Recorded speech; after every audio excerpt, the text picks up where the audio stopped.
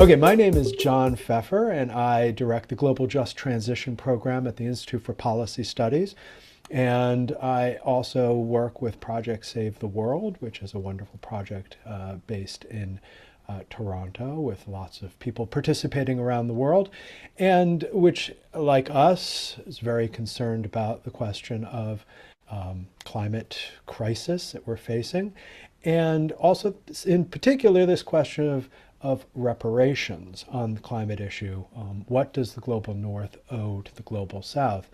So, on that topic, I've invited someone who has been writing on this issue intensively for many years, Tom Athanasiou. And Tom is the author of Divided Planet, The Ecology of Rich and Poor, which is an excellent book. I recommend that you go out and get a hold of it. He's a long-time left-green writer, speaker, and organizer. Um, He's been working on this question of distributional justice as a precondition for rapid climate stabilization. And he has been working as well with Climate Equity Reference Project and the Civil Society Equity Review. So welcome, Tom. Thank you for joining us for this conversation.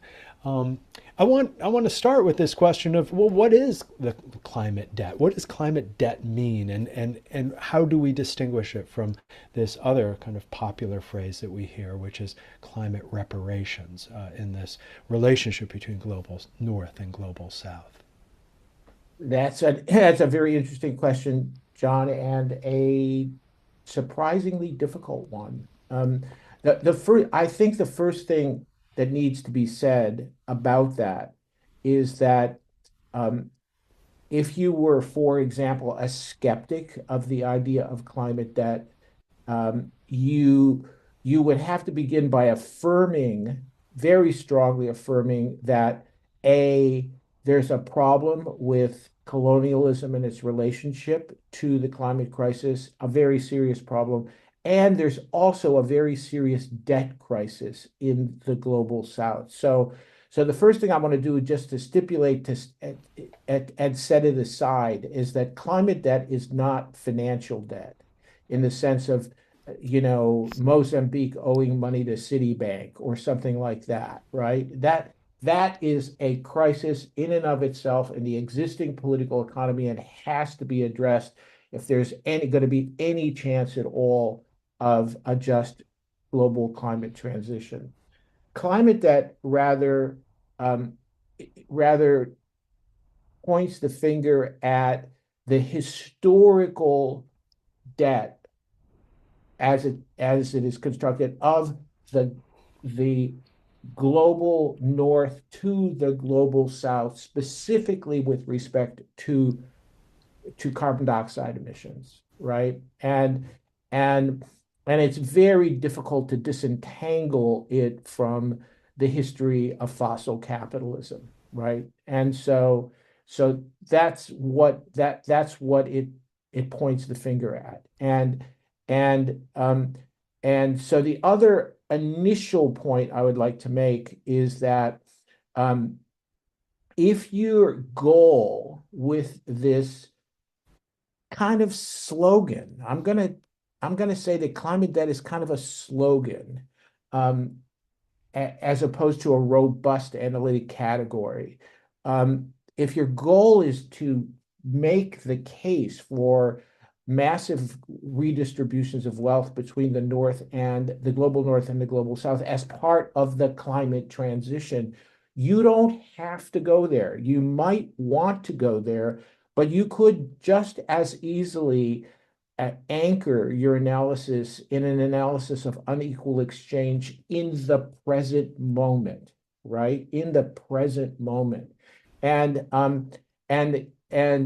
there's that's an act unequal exchange within the world system is an area of active research, and and I don't know if the numbers have changed in the last year, though I do have a paper that I have to look at right over here. But it's typically estimated at about $2 trillion a year in the flow in the present moment from the global south to the global north.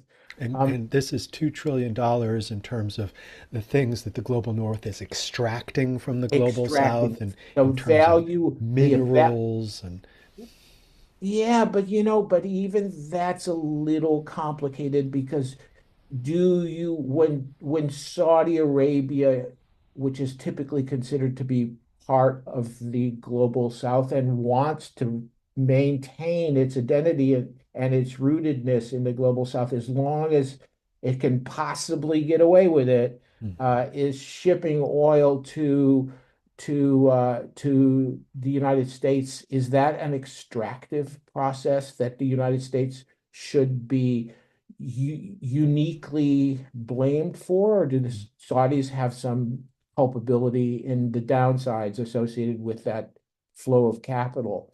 and Um, China as well. China and yeah, so that also I mean, likes to associate itself with the global south. well, I mean, let's get right into it then. That I mean, so with either of these analyses, the one rooted in climate debt or the one rooted in present day unequal exchange, you have these two concepts of the global north and the global south.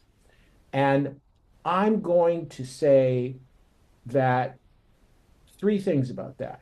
One, it's still fundamentally true. The macro structure of the global economy is still one in which the old the old North, if you call it, the United States and Europe maintain, a particular dominance in the and a sweet spot in the international economy. So I'm not saying that's not true, but but it's poorly defined. The lines are poorly drawn, and that in the climate negotiations in particular, where these geopolitical and geoeconomic groups of countries have to be mapped into negotiating blocks that maintain internal solidarity and that gets problematic. And it's important to say because that the Gulf oil exporters are a particular problem, and China is a particular problem, though there are other cases that are important, like Singapore, and a variety of gray area countries that are typically designated as emerging economies. And and the question is whether the problematic cases have become significant enough that they problematize the overall picture of global north and global south. And that's a complicated question. But what I want to say and the point I really want to underscore is that the concept of climate debt is almost always tightly bound to the idea that the global north owes that debt to the global south. And so we're talking about the flows. We're talking about a debt that's denominated in hundreds of billions of dollars, if not trillions of dollars a year. Um, who's on which side is important. Yeah, You know, yeah.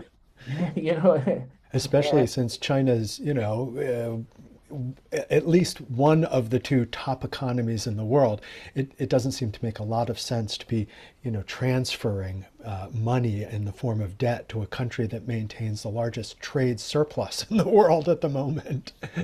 right, right. And this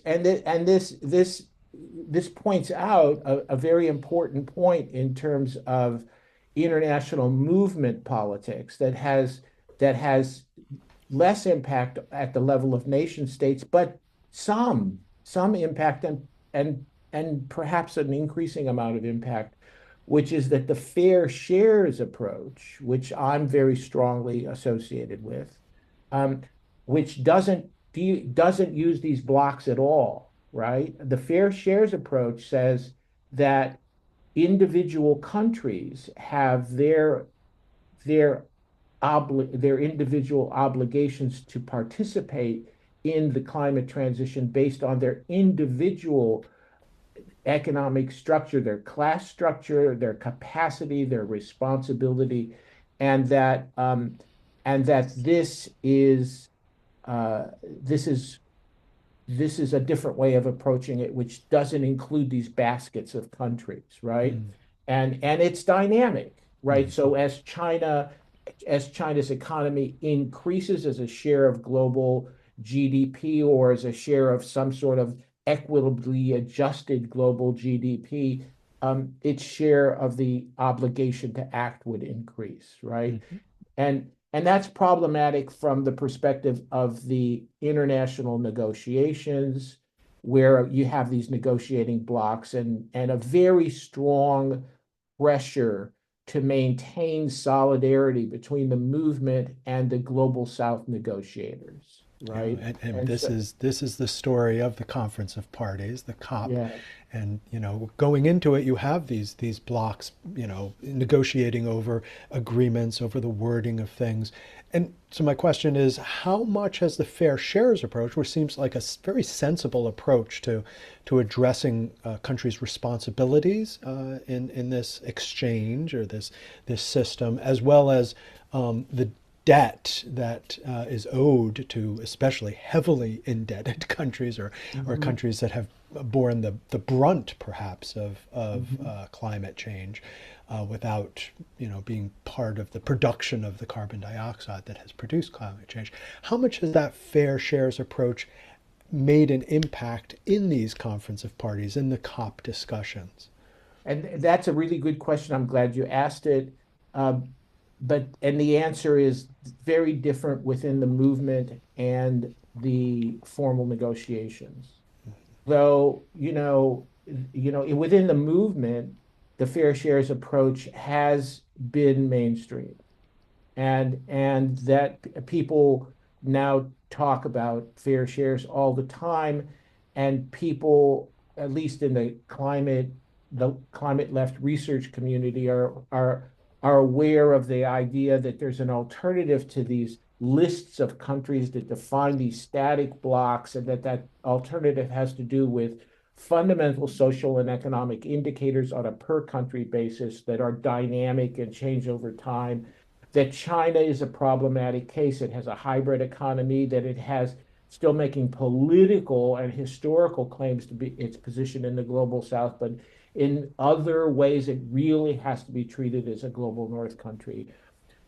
Within the negotiations, less impact, though global South negotiators are very aware of the fair shares approach. And I will say that the president of COP30, Andreas Dolago, um, I mean, I knew Dolago a long time ago in from the perspective of research meetings and discussions, and he's fully aware. He fully understands the importance of the fair shares approach. Whether that had an impact on his negotiating stance and what he was able to do and what he wanted to do is a different question, because he also represents Brazil within the BRICS block, and these things, they take place on different levels.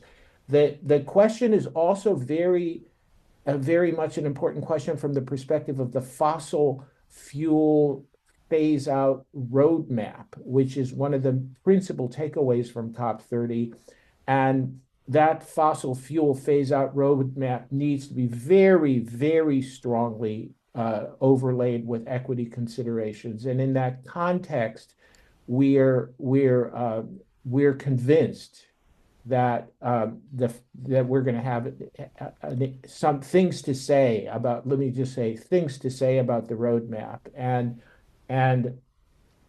to get a little bit, or to just signal some of the issues there, the from the fossil fuel phase out perspective, from an ethical and uh, principle perspective, um, it's not clear how much traction the responsibility principle is going to have. I mean, to get back to climate debt and how relevant it is as an actual uh, conceptual, structural pointer into the situation. The equity principles that seem to be most salient and are capacity and dependency, as opposed to capacity and responsibility.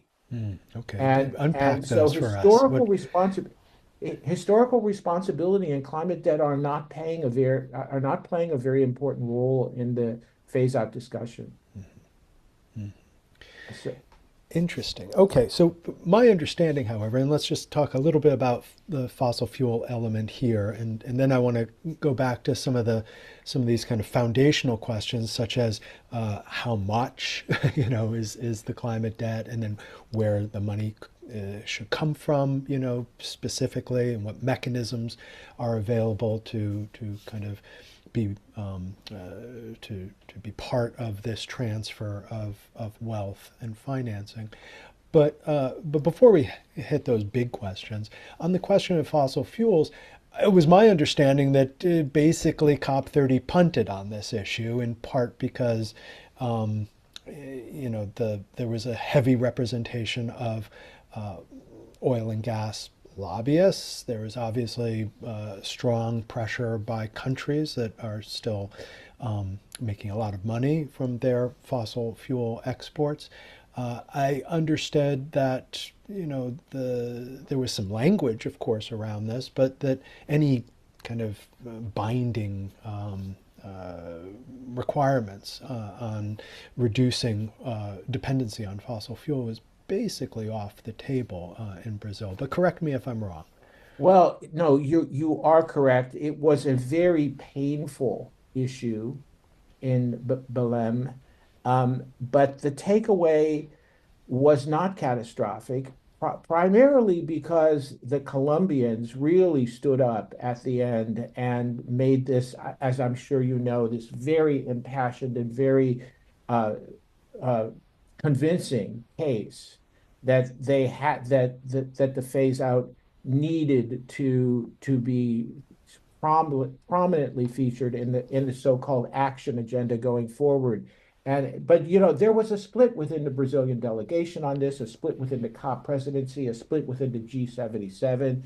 The fundamental point here, which is the point to the single most important point to keep in mind from the perspective of the fossil fuel phase out and politics going forward, is that dependency and capacity really matter a tremendous amount, and that they have implications in terms of the fact that many countries which are highly dependent on fossil fuels from an extraction perspective, they produce fossil fuels, or from a consumption perspective, need financial and technological support in order to transition away from and break that dependency. And so when a negotiating bloc like the Europeans want to have a roadmap discussion, a roadmap phase out discussion that doesn't include support, they're taking a very problematic perspective, right? And which is similar to the perspective has been taken in the past on other issues with respect to net zero targets. The pressure from the global north is for all countries to take net zero targets, but they never want to talk about how they're going to provide the financial and technological support that makes it possible for poorer countries to meet those targets. And that's the key issue. All other issues are subsidiary to that, except, of course, for the actual dependency of today's species of capitalism, the one that we're trapped by, right? That dependency is really the key structural problem. So that's the main thing to say Mm-hmm. on that point. And so Yeah. there is going to be a big meeting in April that the Colombians are organizing together with the Dutch.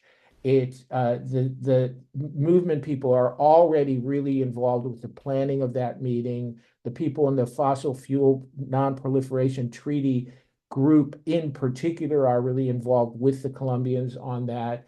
The Brazilians are going to be involved. The presidency himself, Andreas, is going to be involved in some way. I don't know where that's going to go, but it's extremely important because I mean, take it from the climate street. People have been criticizing the COP process for years because of the fact that it hasn't focused on fossil fuels, right? And the reason it hasn't focused on fossil fuels is because there's so many lobbyists. But then what the movement people tend not to say is that there are also global South countries that will do anything to keep fossils off the agenda, and the Saudis in Absolutely. particular, Yeah, I right? mean, you look at the discussions in the BRICS. I mean, the Brazilians tried to get, climate change onto the agenda of the BRICS, but the Russians, the Iranians, the Saudis, they're not interested And in the that. United States, that's the axis of evil right there. Absolutely.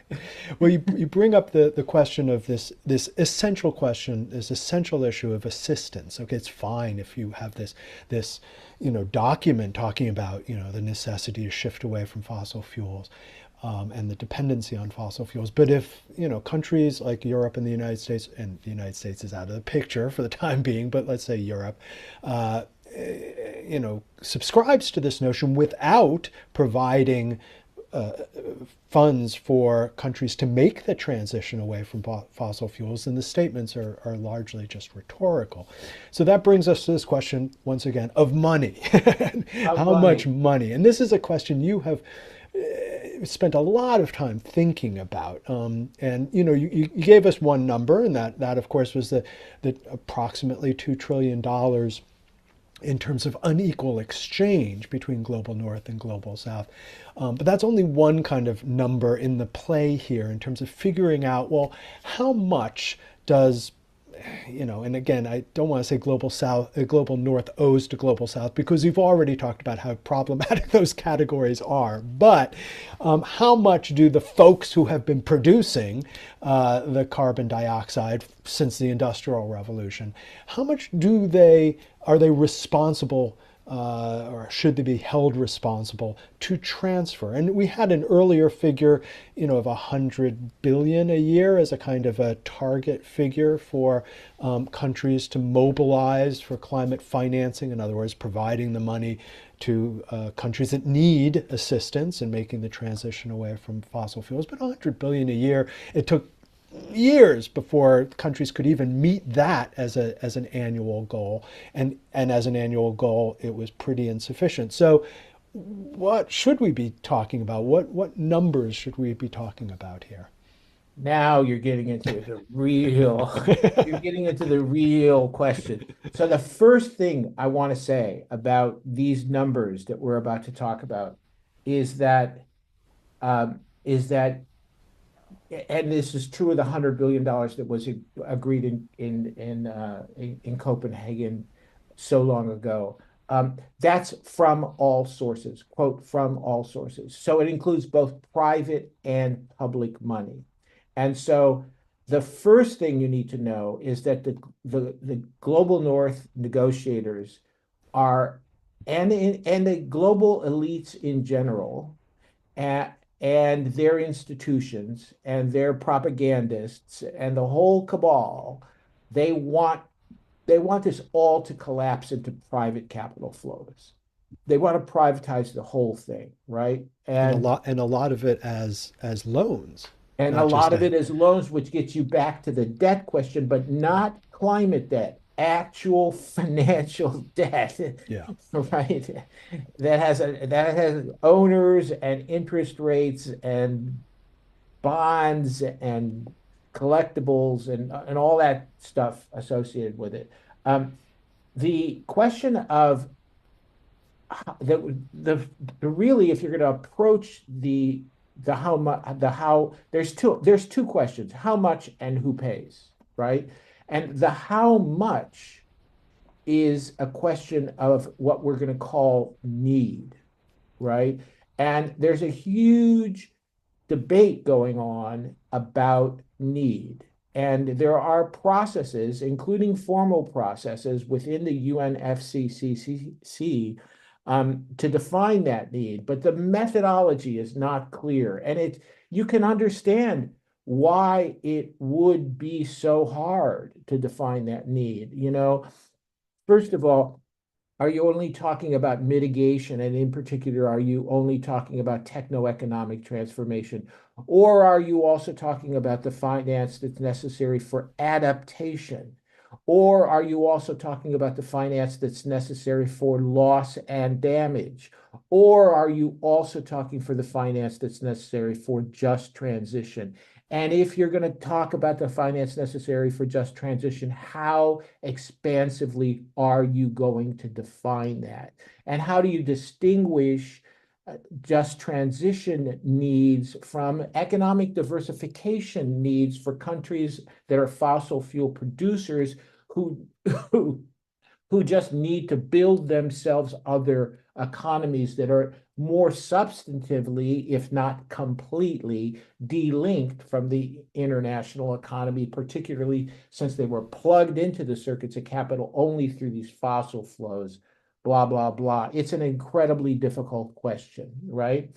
And so where we're going after Paris is that there's a bottom-up process for defining needs, which is defined within the Paris processes as every country makes a quote unquote nationally determined contribution and then specifies how much money they need in order to achieve that contribution. That's usually seen as an emissions reduction contribution that it's making to the shared challenge of decarbonizing the global economy, but it really needs to be contributing.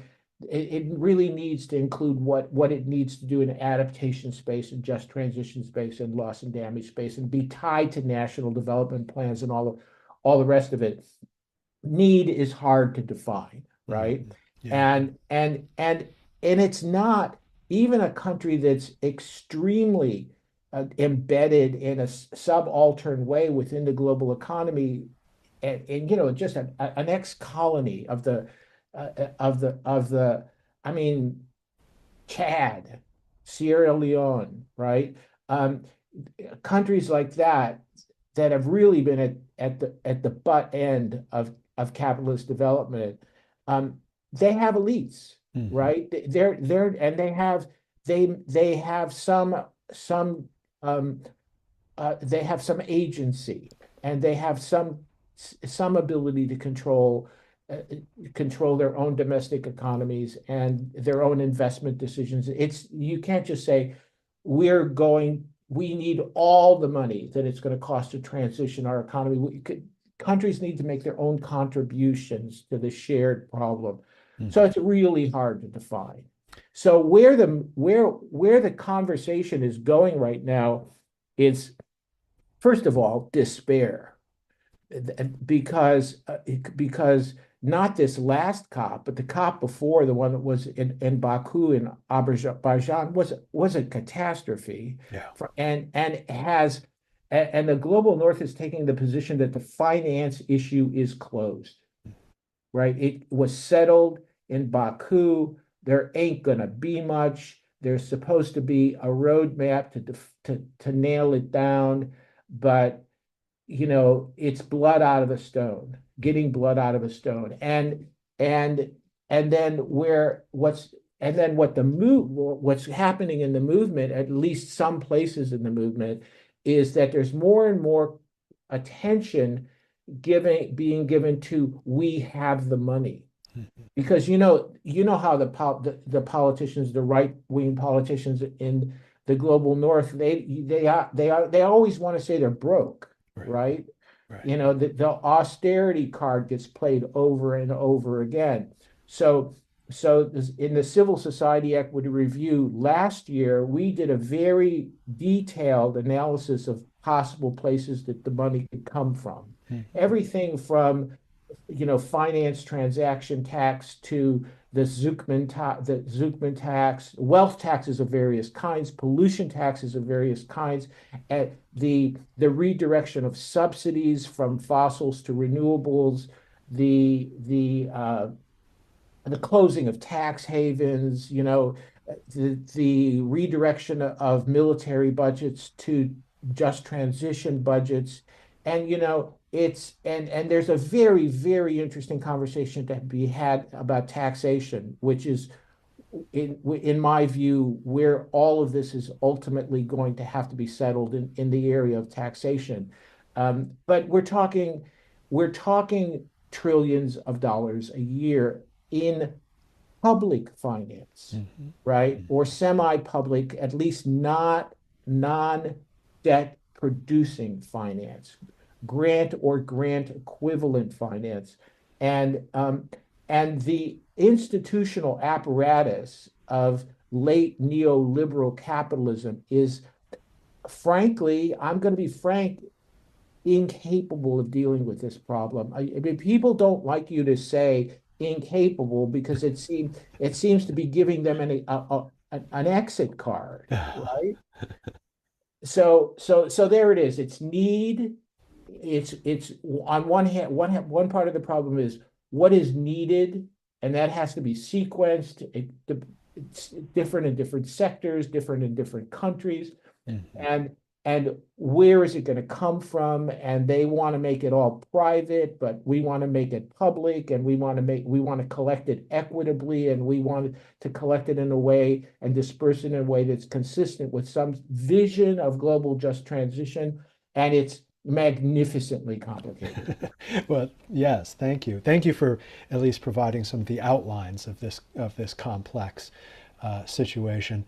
From what I understand, we've moved on at least from the 100 billion conversation. Civil society, from what I understand, at least in Brazil, is coming closer to asking for somewhere around the line, around 1.3 trillion. Is that correct? 1.3 trillion from all From sources. all sources.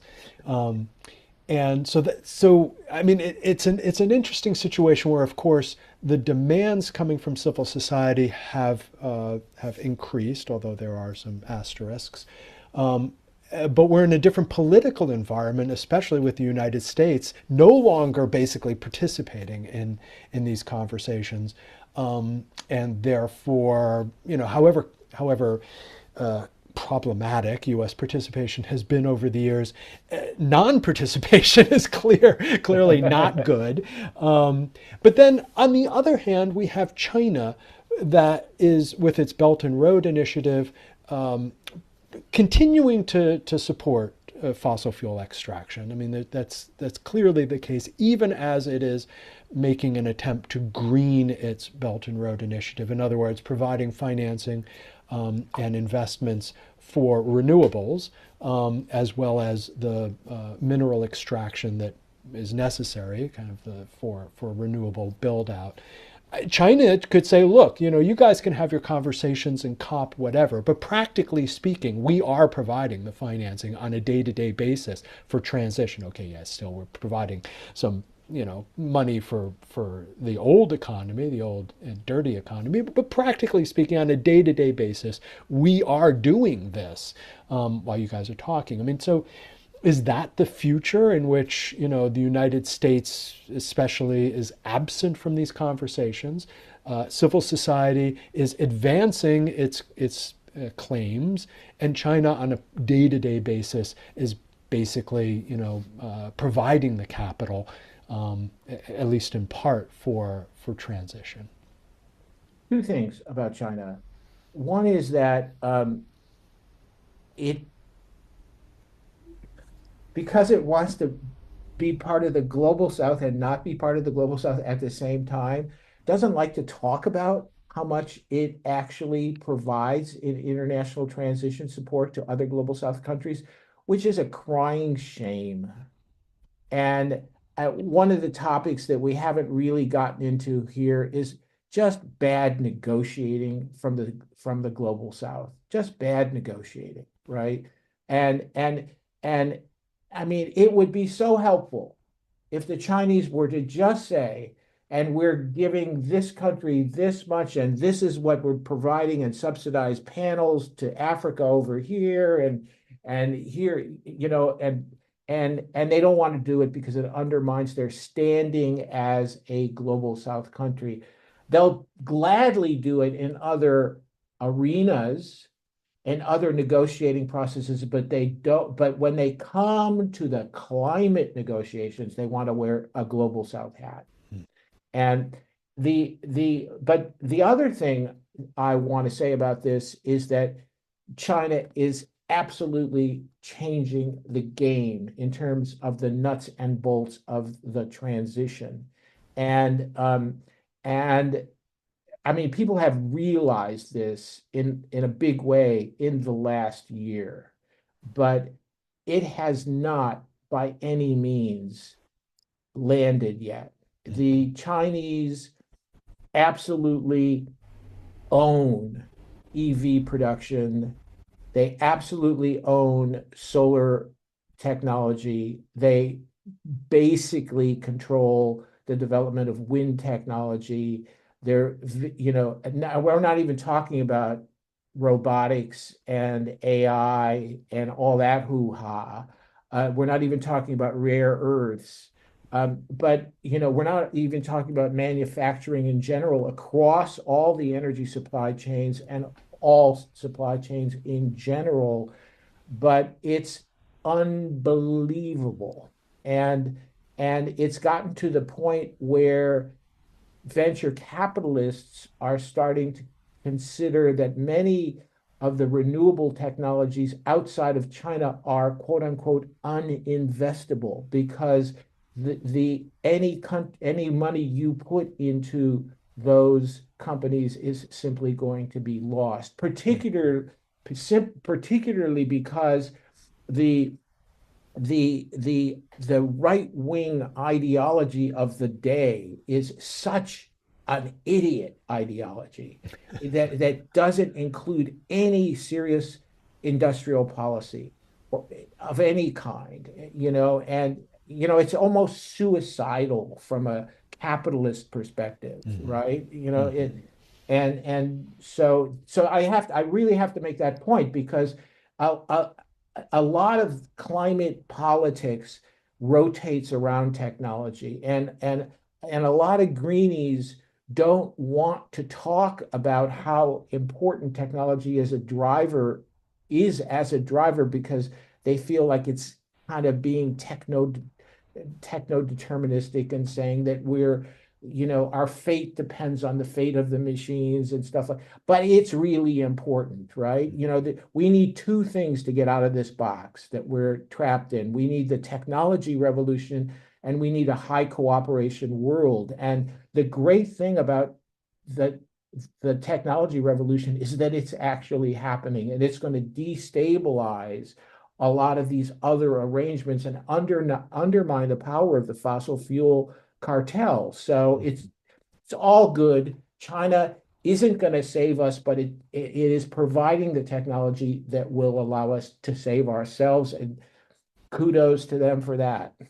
Well, that I think that's largely Bill McKibben's argument. That these revolutions in technology, plus a somewhat naive, I think, understanding of how the market works. But anyway, those two combinations will push or drive an energy transition, regardless of what the ideologues associated with Donald Trump or his brethren in other countries believe. And I think your point about industrial policy is really an interesting one because we have actually a resurgent.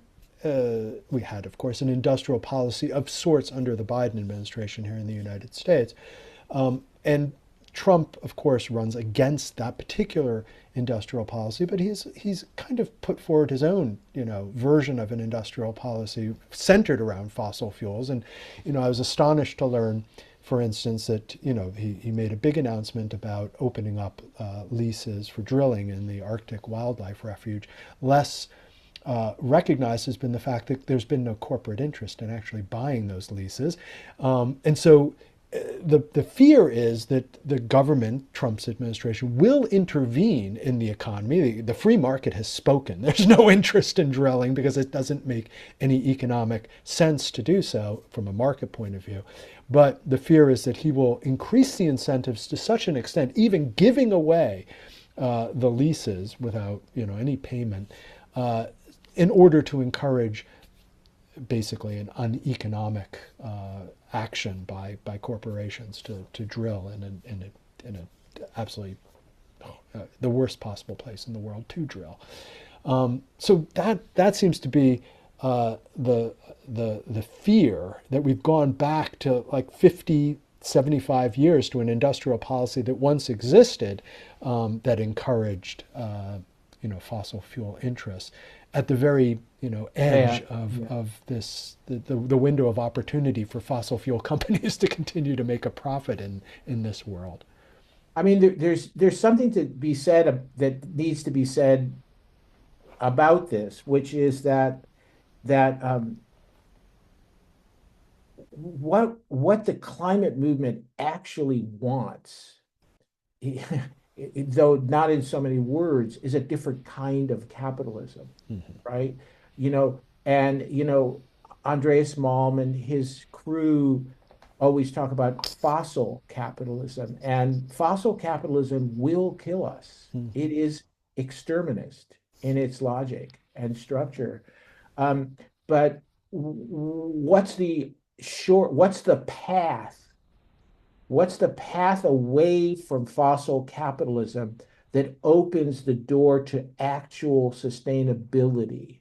That's the sort of meta strategic question that we have to face, right? We cannot say that the the the redistribution of transition resources that is necessary in order to decarbonize the global south and the global north in some sort of a managed and planned way. That redistribution is going to be tied to the dismantling of the post-colonial north-south economy, not completely. We have to be breaking away and dismantling the legacy of colonialism, but we can't tie the decarbonization process too tightly in there, right? So that's a huge, huge problem, which is represented by the concept of climate debt, right? And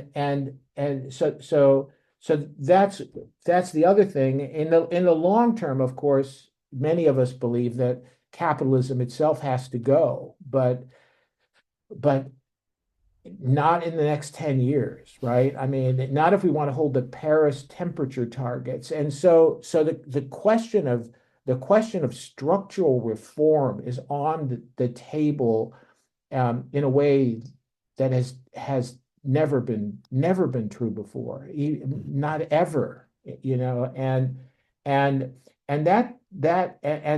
the question of what justice and trust building and cooperation building means in this year and this decade and before 2050 and before 2070 and all of these dates that are so important from a decarbonization perspective, what equity means right now and what equity has to mean right now, and where the money is going to come from to support the decarbonization of not just the global south, but also many of the sectors in the global north.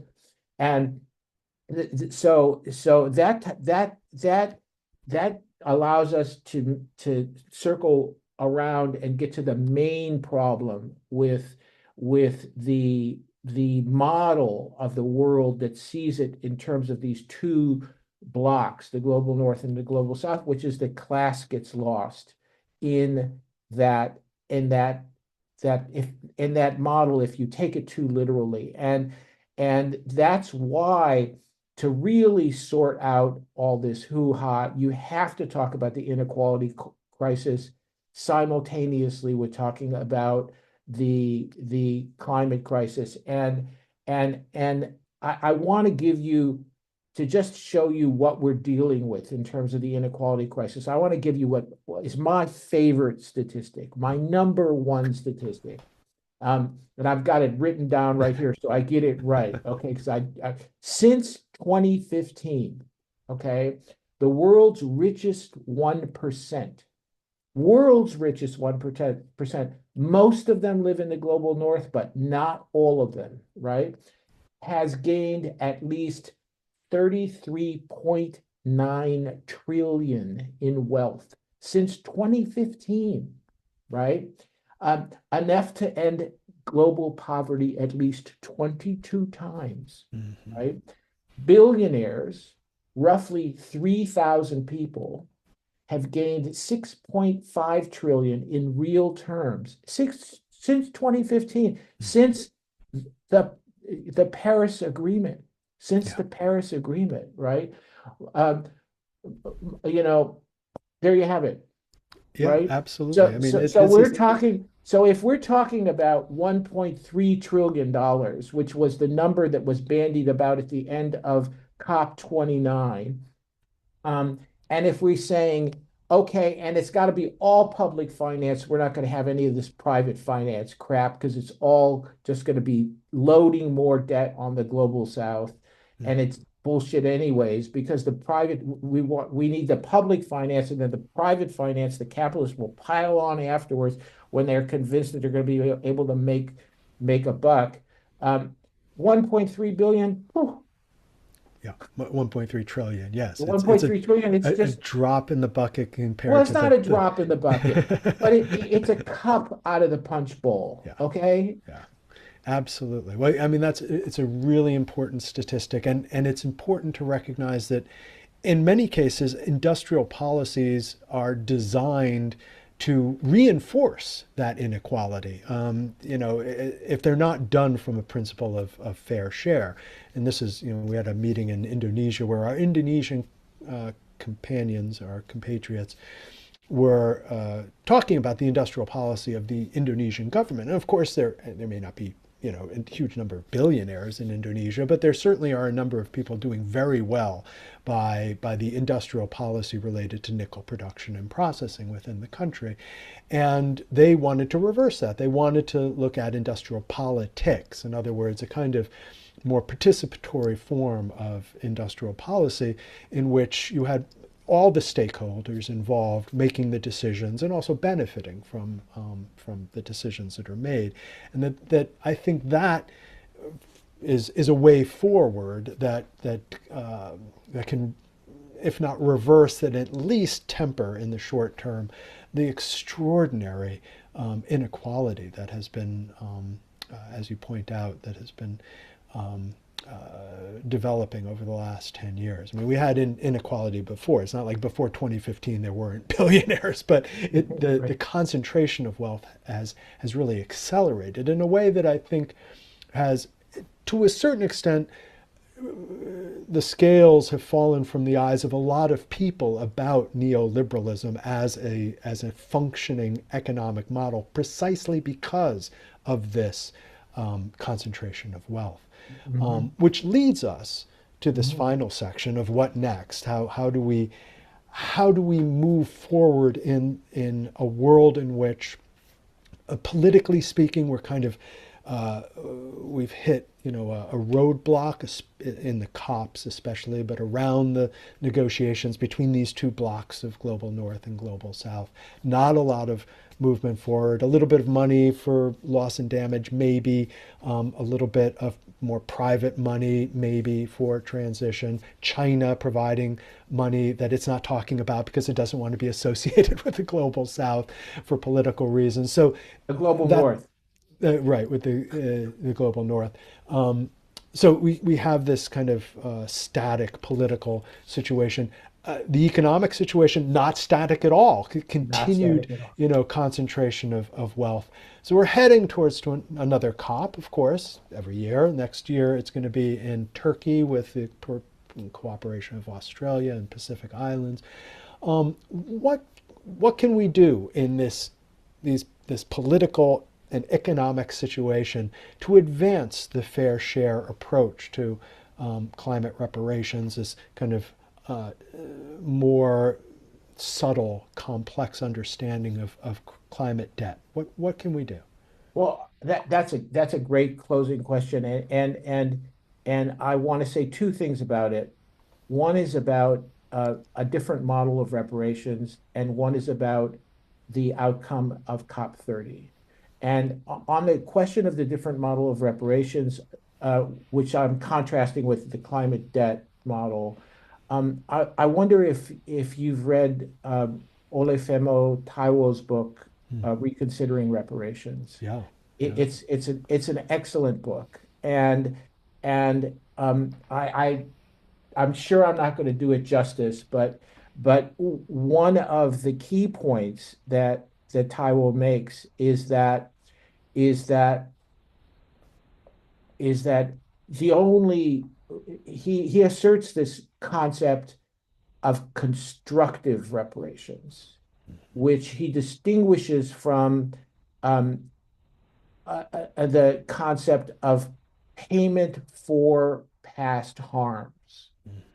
I mean, and the difference is that constructive reparations are reparations that actually deliver today and in the future a world in which people are able, in which all people have the opportunity to manifest their full capacities as human beings, individually and collectively. And and and that is to say that global just transition is the only true global reparation.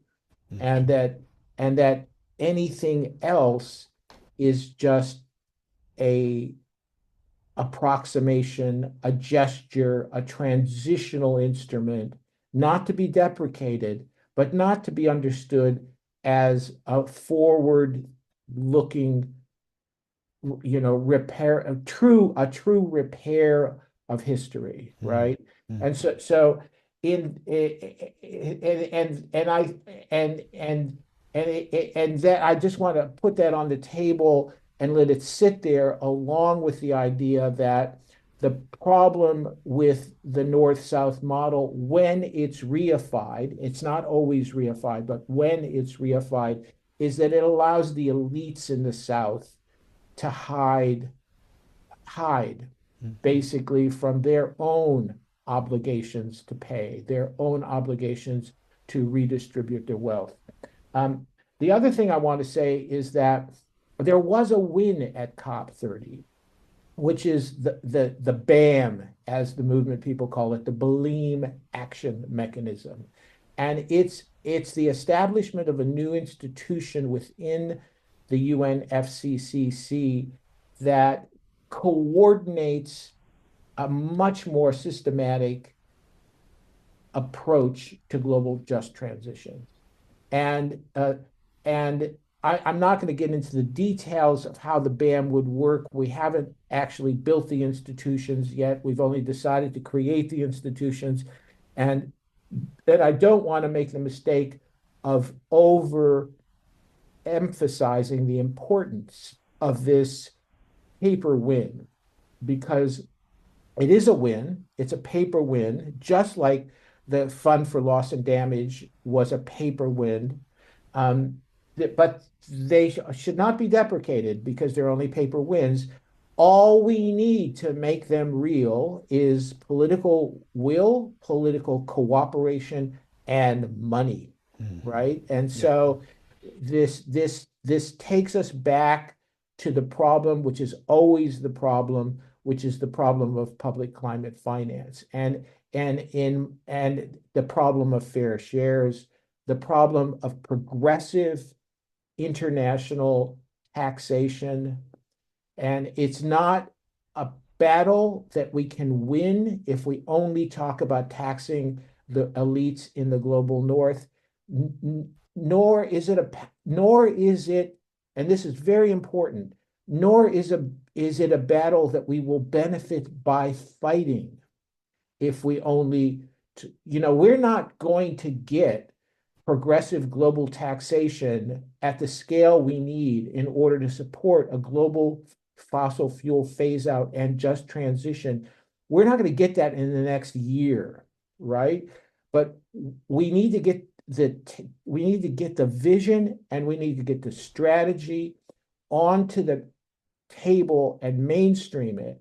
And we need it to make sense Yeah. in the context of American politics in particular. We're both in the United States, so I think I can get away with saying that America is an important country in all this. There are 47 million people in the United States that are food insecure on a chronic basis. Mm. They don't know where their next meal is coming from, right? You cannot put out a vision of global transformation that has the global north, including those people Yeah.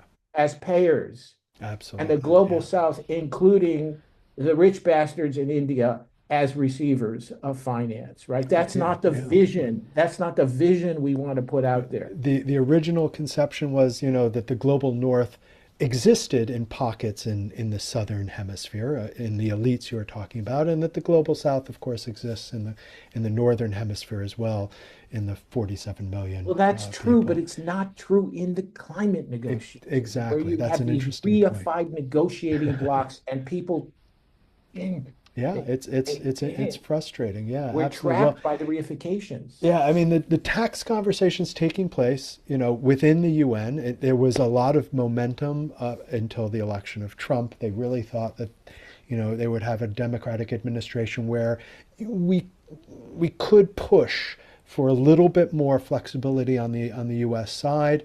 Maybe that would push the conversation forward in the UN. Obviously, that's not going to happen over the next 3 years, but at least during this period of time, people are refining this idea of global taxation. Um, your point about the constructive reparations, I think also is a really important one, and it reminds me, in the land back movement, sometimes folks get land back as part of reparations. It's land that has been overgrazed, or there's, enormous pollution, or there's taxes that have to be paid on it. And the tribes are like, well, thank you for that. This is like an empty gesture. Technically speaking, the reparation has taken place. The land has been given back, but it's been ruined, and it's going to cost the tribe enormous sums of money. That's not constructive reparations, compared to, for instance, the recent return of land in the Klamath River, Lower Klamath River, to the Yurok tribe.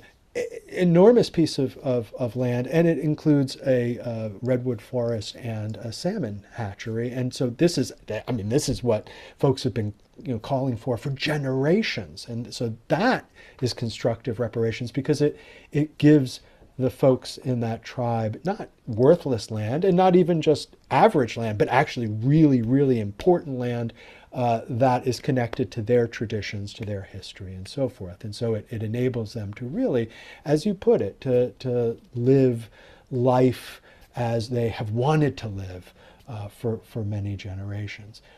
Gives them the possibility. There's no guarantee. I mean, anything can happen, but at least it gives that possibility. And I think, that's, I think, a critical way of thinking about climate reparations as well. It shouldn't be just an empty, well, here's some money. We don't really care what kind of money it is. We don't care if it adds to your debt. We don't really, but it's reparations. No, it has to be, really constructive reparations. And so figuring out how to advance that conversation in, at the next COP, for instance, or in other conversations that take place in, international financial institutions and the like. I mean, that seems to be a critical challenge for us. Okie dokie. Any final thoughts in terms Uh, of your own work and what no, you're? no, I think you've done a very good job of structuring this conversation. I feel like I pretty much made all my points except for one, which is maybe a good closing point, which is that there's a lot of despair these days, and the the Trump administration has really overcome all the easy dreams that we had in the past. But but but I would like to end this conversation by saying that I believe the left is going to rebound from here. And I believe that the left of the future is going to be more coherent and strategic and visionary than the left of the past. And and I and that we have got to be internationalists. We just have to be internationalists in our perspective. And we have to be extremely